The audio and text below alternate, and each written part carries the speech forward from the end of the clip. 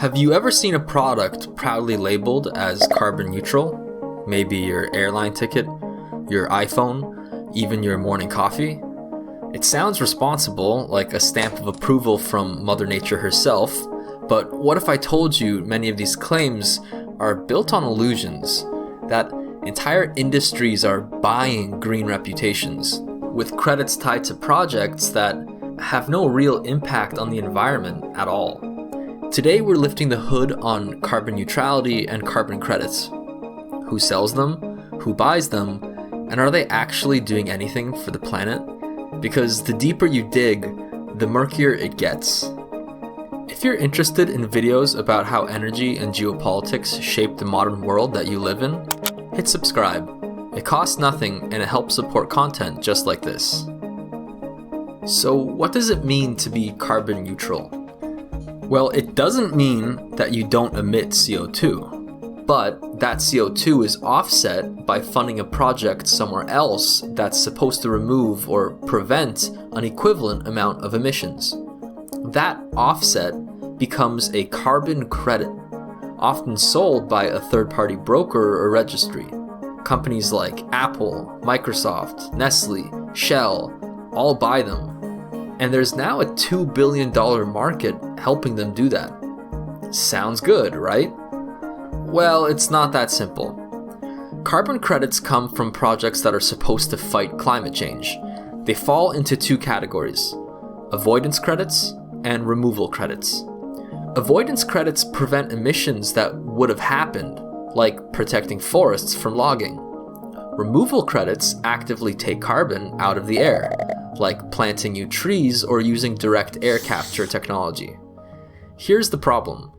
Avoidance credits dominate the market. But how do you prove that emissions would have happened? Well, you don't. You model it, you take a guess, and sometimes, as we'll get into, you fudge the numbers. So who's in charge of making sure these credits are real? Mostly it's voluntary registries like Verra, Gold Standard, and Climate Action Reserve. They accredit projects and approve credits.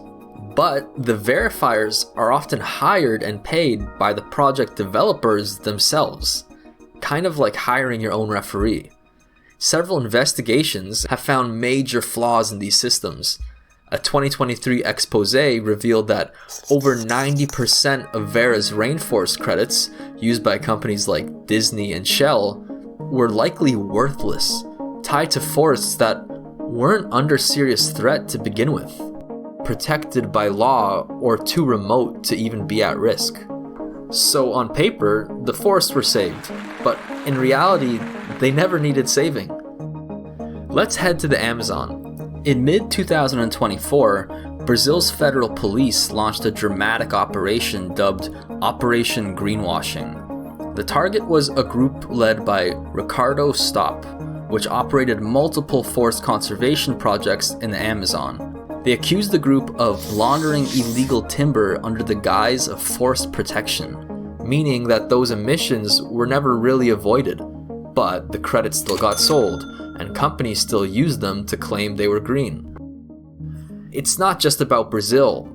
In Zimbabwe, the Kariba Red Plus project issued millions of credits, but analysis showed no measurable emission reductions, just clever accounting. In Peru, communities accused credit developers of exploiting land rights to generate offsets. In Indonesia, local villagers were pressured into handing over forest use rights for carbon projects they barely understood. The pattern is a total lack of transparency, weak oversight, and often local people getting left out. So who's buying these sketchy offsets? Names like Boeing, Spotify, Toshiba. Disney used Amazon credits to claim neutrality in its operations. Shell relied on rainforest projects to promote carbon-neutral gasoline. Gucci launched a carbon-neutral fashion line with suspect credits. Delta Airlines said its flights were net zero, but the credits it used? The same Amazon-based schemes. These are global brands. Many companies aren't reducing their own emissions at all. They're just buying cheap credits and slapping the carbon-neutral label on. Real climate solutions take time, investment, and change. This isn't to say that all carbon credits are scams. Some do fund real reforestation, others invest in clean energy. But right now, the system is broken, and we're at a moment where climate promises have to mean something. So next time you see a product labeled carbon neutral, ask, neutral how? Neutral where? Neutral based on what? Because if we want real change, it starts with transparency. If you found this video useful and are interested in more content about how energy and geopolitics shape the modern world that you live in, hit subscribe. It helps support content just like this.